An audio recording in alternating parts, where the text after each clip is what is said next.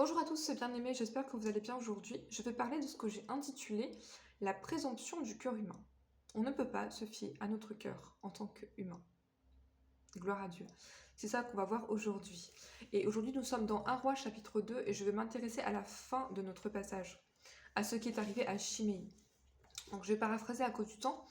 Chiméi, en fait, le roi Salomon avait fait jurer à Chiméi qu'il devait, en fait, si je peux parler comme ça, il devait être assigné à résidence. Chiméi ne pouvait pas sortir de chez lui. Et le roi l'avait prévenu, le roi Salomon l'avait prévenu, que s'il passait le torrent de Cédron, donc s'il dépassait un certain périmètre, il mourrait. Et Chiméi va dire au roi, oui, pas de problème, je m'y engage. Je vais prendre juste ce verset pour que vous compreniez bien ceci. À partir du verset 37, sache bien que tu mourras le jour où tu sortiras et que tu passeras le torrent de Cédron. Ton sang sera sur ta tête. Et Chiméi répondit au roi, c'est bien, ton serviteur fera ce que dit mon seigneur le roi. Et plus tard, vous allez voir que Chiméi va en fait bêtement enfreindre cette règle pour aller y récupérer des esclaves. Gloire à Dieu. Donc où est-ce que je veux en venir en racontant cette histoire? Eh bien tout simplement c'est qu'on ne peut pas se fier à notre propre cœur. Il faut faire attention aux engagements qu'on fait.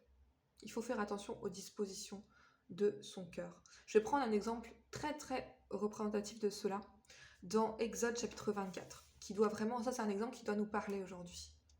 Qui doit nous parler. Parfois, on se fait confiance en fait à nous-mêmes, on se fie à notre propre cœur. Par exemple, on peut dire, moi, je ne ferai jamais ça. Moi, je ne pourrais jamais faire ça. Mais on n'a jamais été dans la situation où on était tenté de faire ça. Est-ce que vous me suivez? Prenons l'exemple des enfants d'Israël. Ça, c'est un exemple qui est extrêmement significatif pour nous. Exode 24.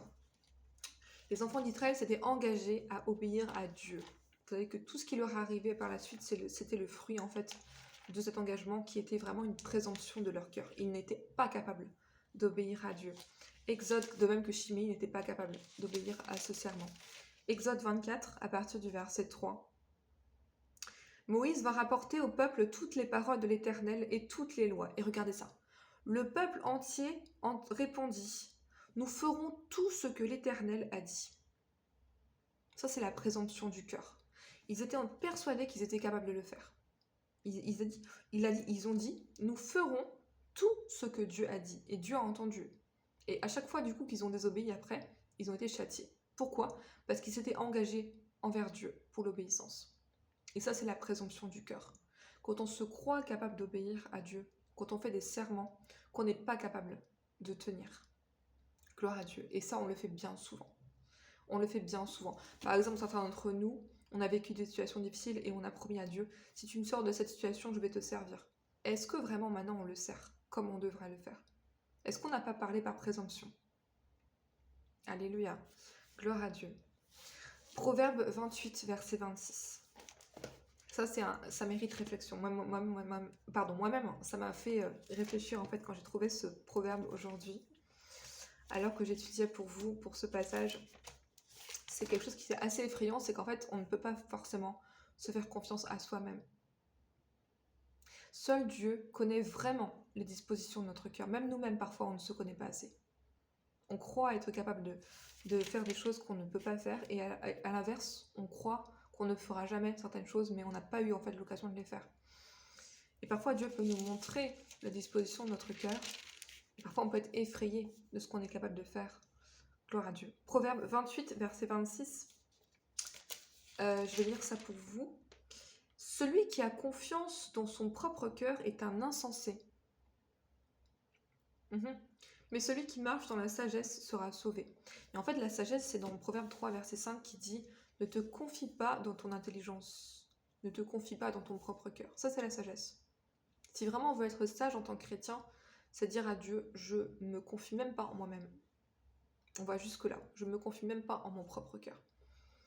Gloire à Dieu. Et je vais conclure avec l'exemple de Pierre. Vous connaissez certainement cette histoire si vous êtes chrétien. Pierre a renié 3 fois le Seigneur.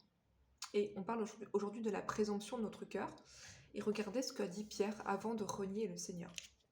Pierre était convaincu, vraiment convaincu, qu'il n'allait jamais renier le Seigneur. Et parfois nous-mêmes, on est convaincus. Soit qu'on est capable de faire quelque chose, comme les enfants d'Israël qui ont dit à Dieu, nous obéirons à tout ce que tu as dit. Ou bien comme Pierre qui dit au Seigneur, je ne ferai jamais ça. Alors qu'en fait, on est totalement incapable de résister à de telles tentations. Luc 22. Luc 22, verset 33. Luc 22, verset 33. Ça, c'est vraiment un passage terriblement émouvant. Mais en fait, ce qui est rassurant, c'est qu'on va conclure avec une note positive aujourd'hui. Hein. Parce que c'est vrai que depuis quelques jours, j'ai remarqué que ce n'était pas forcément des sujets très positifs. Je vais changer ça, vous inquiétez pas. Mais il n'y a pas... La parole de Dieu n'est pas forcément très joyeuse tout le temps. Mais aujourd'hui, je vais terminer sur une note positive. Luc 22, verset 33-34. La Bible dit... Ok. Verset 31. Le Seigneur dit Simon, Simon, donc Simon c'est Pierre, hein. Pour ceux qui ne savent pas, Simon, Pierre, Satan vous a réclamé pour vous cribler comme le froment, mais j'ai prié pour toi afin que ta foi ne défaille pas. Et toi, quand tu seras converti, affermis tes frères. Seigneur, regardez les paroles, là c'est des paroles de présomption. Seigneur, lui dit Pierre, je suis prêt à aller avec toi en prison et à la mort.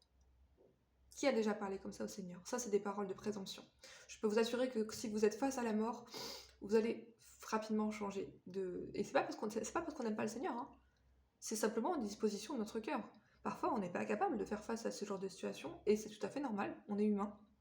Mais il faut pas, justement, il faut veiller à ces paroles à ce moment-là, et ne pas avoir des paroles de présomption, c'est-à-dire en fait des paroles orgueilleuses. Ici, c'était vraiment l'orgueil, hein, de dire au Seigneur, je suis prêt à mourir avec toi. C'est des paroles qui sont magnifiques, mais quand on est face à la situation, c'est autre chose. Et Jésus dit, Pierre, je te le dis, le coq ne chantera pas aujourd'hui que tu n'aies renié 3 fois me connaître. Gloire à Dieu. Et vous savez ce qui s'est passé ensuite. Je ne vais pas lire à cause du temps. Mais Pierre a renié 3 fois le Seigneur. Mais la bonne nouvelle, hein, et je vais conclure avec ça aujourd'hui, c'est que nous-mêmes, parfois, moi aussi, vous, tout le monde, tous les chrétiens, on a eu des paroles de présomption. On s'est mal jugé, on s'est soit sous-estimé, soit surestimé, mais on ne connaît pas vraiment notre cœur. Mais vous savez que la bonne nouvelle, c'est que quand il est ressuscité, le Seigneur a dit « Allez chercher mes disciples et Pierre ». Il n'a jamais reproché à Pierre son reniement. Il n'a jamais reproché à Pierre. Au contraire, il lui a confié l'Église. Amen. Donc effectivement, on a un cœur qui est présomptueux, mais Dieu est miséricordieux. Et je pense vraiment qu'il y a des choses qu'on a promis à Dieu, que Dieu vraiment va, entre guillemets, oublier ou faire semblant d'oublier, comme il l'a fait pour Pierre, parce qu'il sait qu'on est sincère. Gloire à Dieu. Vous voyez, donc il y a aussi cette part de miséricorde, il faut le prendre en compte. Dieu est miséricordieux. Donc on a peut-être des failles comme chimie, etc. On n'a pas été capable de tenir un serment. Comme les enfants d'Israël, on n'a pas été capable d'obéir à tout ce qu'on avait promis d'obéir, etc. Mais il faut prendre en compte la miséricorde de Dieu. Il faut grandir, il faut arriver à maturité et se dire peut-être que je me suis surestimée, peut-être que je ne suis pas capable finalement de faire ça et que je ne connais pas vraiment mon cœur, les dispositions de mon cœur. Il faut se sonder soi-même, il faut demander pardon à Dieu, mais il ne faut pas rester sur des échecs. Gloire à Dieu.